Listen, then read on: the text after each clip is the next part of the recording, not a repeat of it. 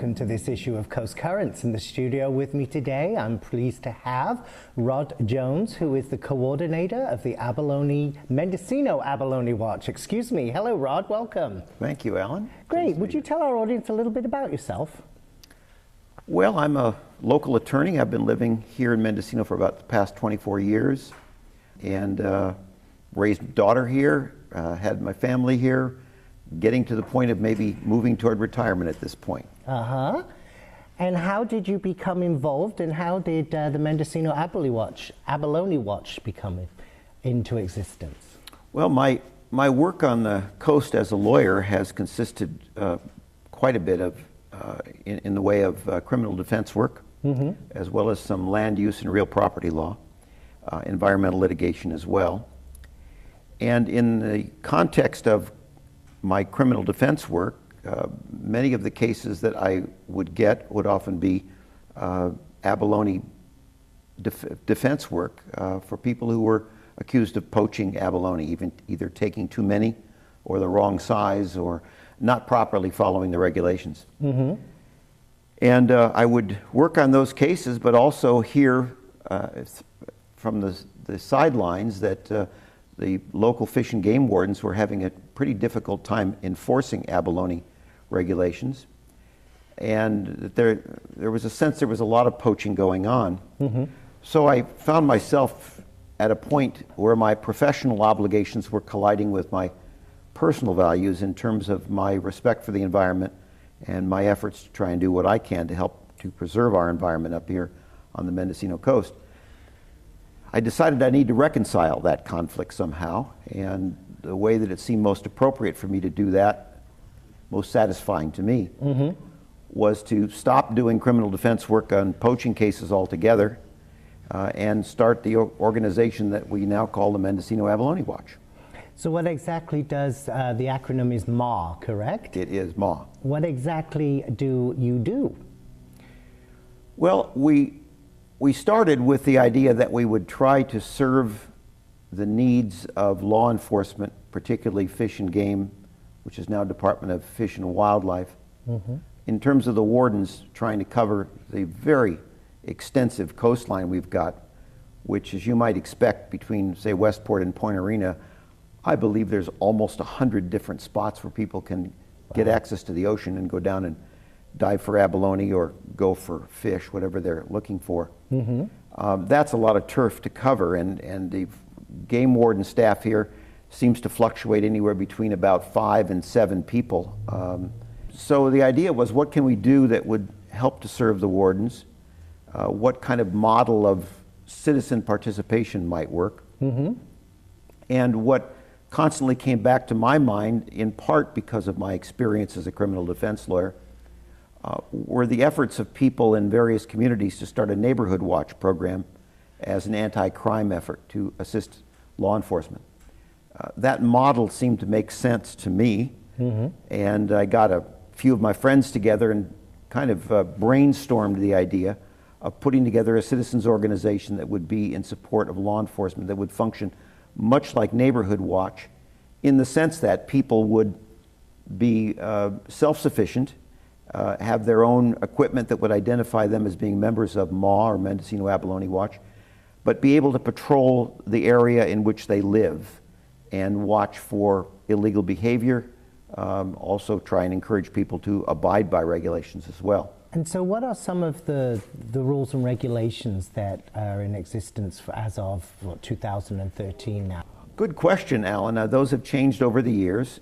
Currently, people who are going out to harvest abalone need to not only have a fishing license, but what we call is an abalone card. Now, in reality, it's not a card anymore. What it is a long, scrolled piece of paper. It's probably 4 inches wide, that comes out of a machine, and it's got a series of tags. It's also got kind of a graph or chart on it. And what people need to do if they're going out for abalone is they need to tear the tags, attach them to the abalone, record the location, the date, the time when they took that abalone on what we call their card, and then keep both of those intact and on their possession. So it's a matter of getting fishing license and an abalone card, having the card with you before you go in the water. Beyond that, it's a good idea to know what you're doing in the water, and there are a lot of people who don't. You know, they want to get out there and get their abalone, and they're not too aware of the dangers of the surf conditions here in Mendocino. But assuming they've gotten over all of those hurdles and they've got the wherewithal to go out in the rather cold water to get the abalone, then they have to be aware of the regulations, which provide basically that people can take 3 abalone in one day. Okay. But that rule is not simply take 3 and go back the next day and get 3 more, because it also states that they have to have no more than 3 in possession. So a person gets 3 abalone in one day, that's permissible. They can't go back the next day and get 3 more unless they've given those other abalone away or otherwise consumed them. So it's 3 in possession on a day, 3 in possession at any point in time, and those abalone need to be tagged. The abalone also need to be a minimum of 7 inches. So it's kind of like, I tell people, they need to keep in mind 2 numbers, 3 and 7, and that's the important part of it. Beyond that, it would be a really good idea for people to, people need to have their own game bag or some kind of container that they can put their abalone in. And if they're going with other people, they now currently, as of a new rule that Mendocino Abalone Watch proposed to the Fish and Game Commission, and which was adopted last year, they have to have their own separate container because they want to not commingle the abalone when people are out diving or rock picking, but keep them separate, get them to shore. And once they get them to shore, they're under an obligation at that point to immediately tag those abalone. They can't simply put them in a bag and go up to their car and try and do it there or wait till they get home. So those are the fundamentals, the size limits and the requirement that abalone be tagged. And you brought some equipment here, I think, that's used in measuring and in the extraction of the abalone. Would you just maybe hold those up and tell us a little about them? Be glad to. Well, first of all, this fabulous looking shell. Beautiful abalone shell. You can see the iridescent quality of it. That's a fairly good size one. The holes along the side that basically keep the abalone alive and through which the tag gets inserted on the abalone. It's an amazing creature in that sense because these shells are really very, very strong, brittle but strong. And there's actually been a lot of research going into trying to find out how those shells get made and trying to come up with some synthetic material like it that can be used on things such as the space shuttle, things that are subjected to pressure and heat because of the incredible strength of these shells. So that's your basic abalone shell with obviously the creature's been removed from the bottom. It's no more than a mollusk or basically a snail that moves along the bottom with a foot at the bottom. And the abalone's removed with an iron, and now that is regulated. There's a certain size to that. You can't go out looking for abalone, for example, with a screwdriver. It's got to be a flat-bladed item like this of a certain length. The idea being if you started with something that was narrow, you could easily crack and damage the shell. What happens is divers and abalone rock pickers who go in during the minus tides and basically wade through the water and look through the tide pools at about waist level of water, use these tools and try and get up to the abalone before the abalone is aware of their presence. I mean, if they come along and bang the shell, that abalone is going to clamp down more firmly on the rock. And then they insert the bar underneath the abalone, and it's really rather important that they pry in a position that uses the rock as the pivot, because if they pry pressing down, what they do is they shove the bar into the bottom of the abalone.